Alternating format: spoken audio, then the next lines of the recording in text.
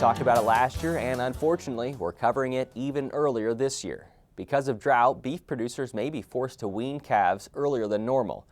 The hope would be that with pastures less than perfect, early weaning would allow a farmer or rancher to keep as many cows as possible. We talked about the process with Jim MacDonald Wednesday in the RB Warren Arena here on UNL's East Campus.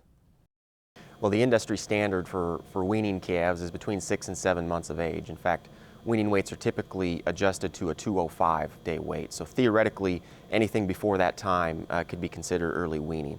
But any time from, if you're in the dairy industry, about 6 weeks of age, up until our normal weaning time could be considered early weaning. Is it successful? Can it be successful in the beef industry? Can you take what the dairy industry has done or perhaps what other states have done and make it successful? Right.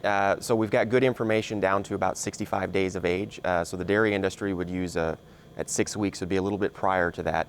But about 65 days of age and 165 pounds, we've got data in the scientific literature that demonstrates that that can be done successfully.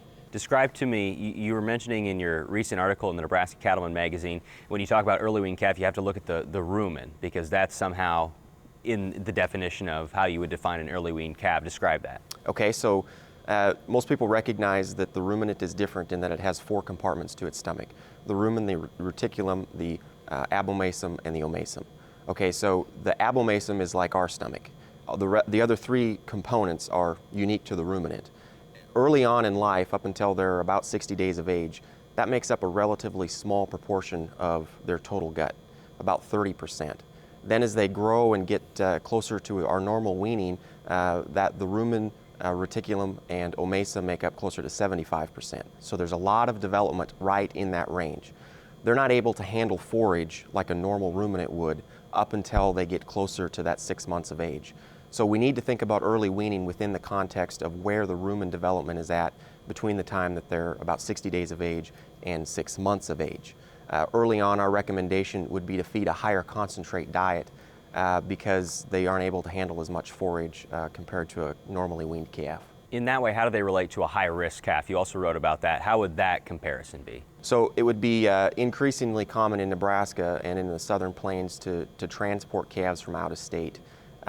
The southeast part of the United States, wherever they might come from, long distances, those calves may have been commingled with other calves, may or may not have received an appropriate vaccination protocol, and so their risk of becoming sick is greater than a ranch-sourced calf that may have originated here in Nebraska. Our tendency, or at least my tendency, would be to treat an early weaned calf similar to how I would want to treat a high-risk calf. And often what that means is we've got data to suggest that feeding a high forage diet, a low energy diet, improves the health of those calves. Okay, so that's exactly the opposite strategy that we might want to take with an early weaned calf because of where they're at in rumen development. Additionally, because we're dealing with a drought situation, especially here in Nebraska, many of those calves may not come from that far away. They may have had good vaccination protocols prior to coming into the feedlot. And so the more you know about that calf, the better you're able to develop a management strategy for it. Is there a drastic difference in nutrient requirements for those calves? Well, they're growing very, very rapidly, and so the energy requirement is going to be greater than it would be for a normally weaned calf relative to its body size.